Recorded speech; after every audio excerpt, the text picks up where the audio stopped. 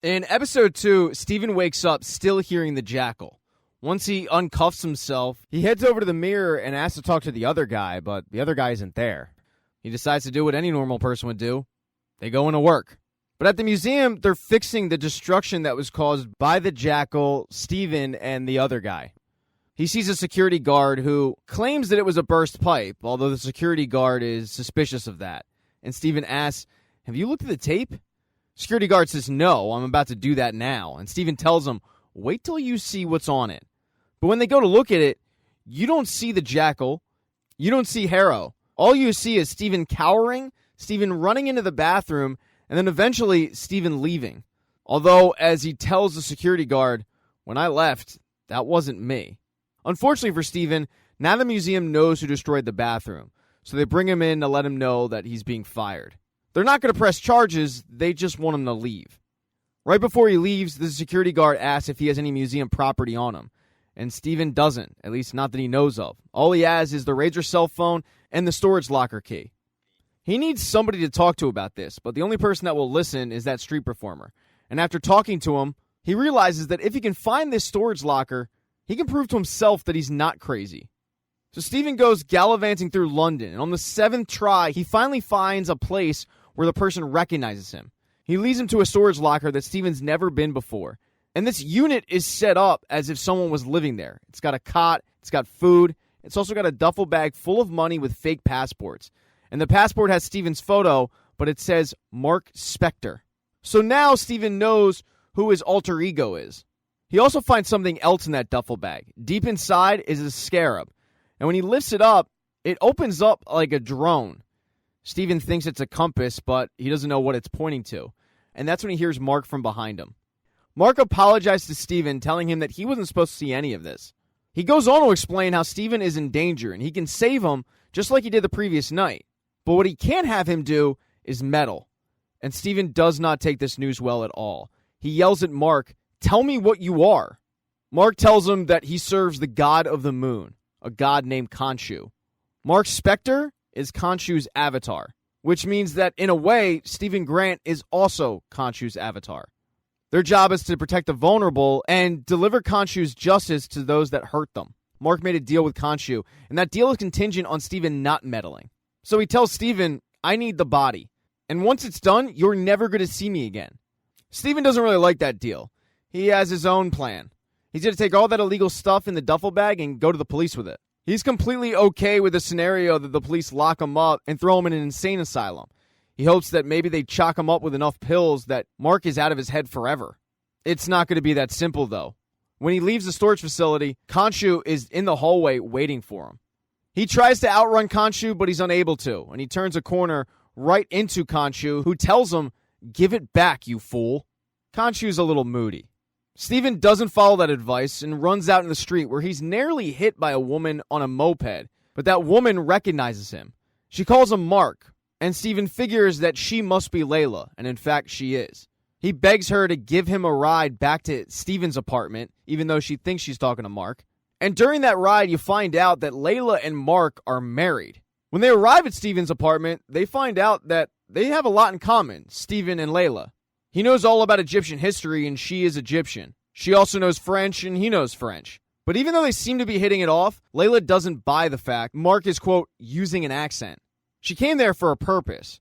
It's because Mark had sent her divorce papers, but they were unsigned. So she had to track them down, show up, and get them signed. And Steven is floored. He can't believe anybody would dump her. As Steven is insulting Mark for being an idiot, Mark is listening and pleading with Steven to leave Layla alone. The whole time, Steven is ignoring him. But just before Steven is about to show Layla what's in the bag, Mark yells, "You're gonna get her killed," and that's enough for Steven to stop. Although, it's not enough to kill Layla's curiosity. She starts looking through the bag and quickly finds the scarab, and that's when she gets really pissed off.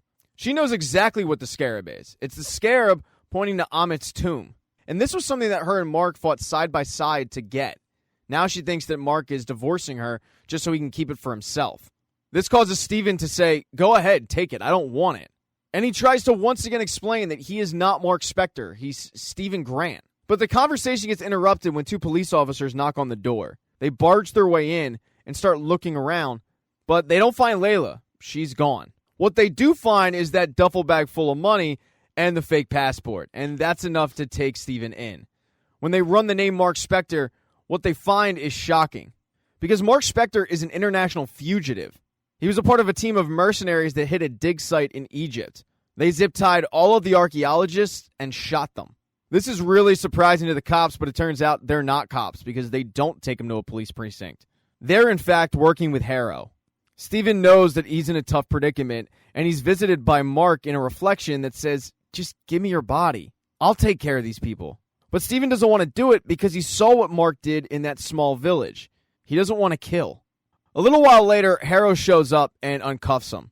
They start walking through this small part of town, and Harrow tells him that it used to be the worst part of town. But after Amit's judgment, it's now safe. So safe that people leave their doors unlocked. As they're discussing this, Steven sees Khonshu, and by his reaction, Harrow knows that Steven is looking at Khonshu. So he tells Steven, he can't hurt you. Don't worry about it. And it does put Steven's mind at ease. As Steven and Harrow make their way into a building, Khonshu is throwing a temper tantrum. And everything that Khonshu is telling Steven, Harrow's already heard, because Harrow used to be Khonshu's avatar. That is, until he escaped. Harrow explains that Khonshu's justice comes too late. By the time it shows up, people have already suffered. Amit knows this. That's why she casts her judgment before evil is done. And that is why their entire mission is to resurrect Amit. This could create a better world, but they can't do it without the scarab. Steven tells him, I don't have it, and Harrow doesn't believe him. Steven, though, has some questions on Amit's judgment style. Like, are you going to kill a child just because of something that might happen 30 years down the line?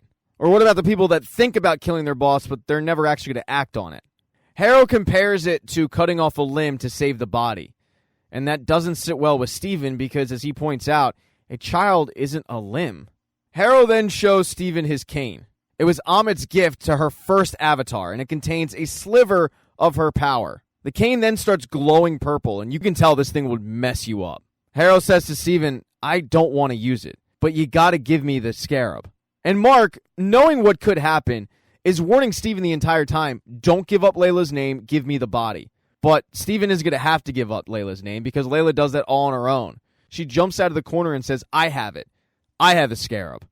As Layla makes her way forward to Harrow, Steven can hear Khonshu tell Mark, there's no deal in this.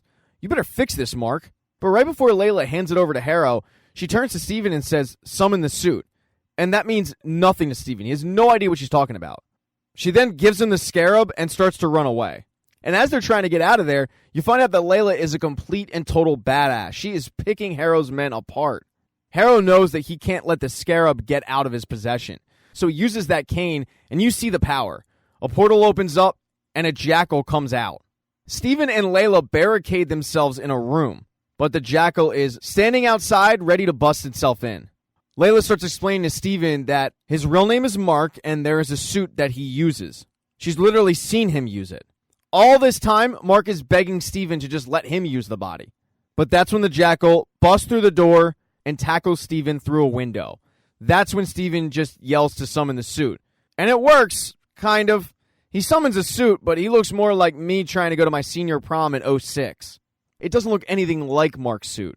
Mark starts making fun of him, telling him that he's supposed to conjure the ceremonial armor from Khonshu's temple, not this suit from Joseph A. Bank. But they don't really have time to talk because Steven starts getting attacked by that jackal, although Steven's the only one that can see it. Layla can't. In fact, she thinks he's being possessed until she throws some water on it and sees that there is a monster attacking him. Believe it or not, Steven is able to knock this jackal out, but as he's celebrating it, the jackal pops up and starts beating him up again. At this point, Steven gave it his all, and it's not enough. He needs to let Mark have the body. And Mark fares a lot better than Steven when it comes to killing a jackal. He destroys it pretty quickly. As soon as he transforms back from the Moon Knight to Mark Spector, he starts looking for the scarab, but he can't find it. And that's because the scarab fell out of Steven's possession when he fell out of the window. It gets picked up by a homeless man, and that homeless man is found by Harrow, who kills him and takes it. That's one problem that Mark has. The other problem that Mark has is Steven wants to retake the body, but Steven doesn't have enough power to do that.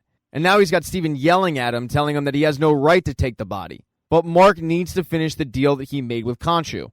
What really annoys Steven is the fact that he finally realizes all the things wrong in his life. The fact that he sleepwalks, the fact that he can't go on a date, the fact that he has to chain himself up at night is all because of Mark Spector. Mark promises him that once he's done and repaid the debt, Steven will never see him again. They then somehow get into an argument about Mark's relationship with Layla. And Mark explains to Steven that Khonshu was planning on making Layla Mark's replacement. He couldn't let that happen, so he divorced her.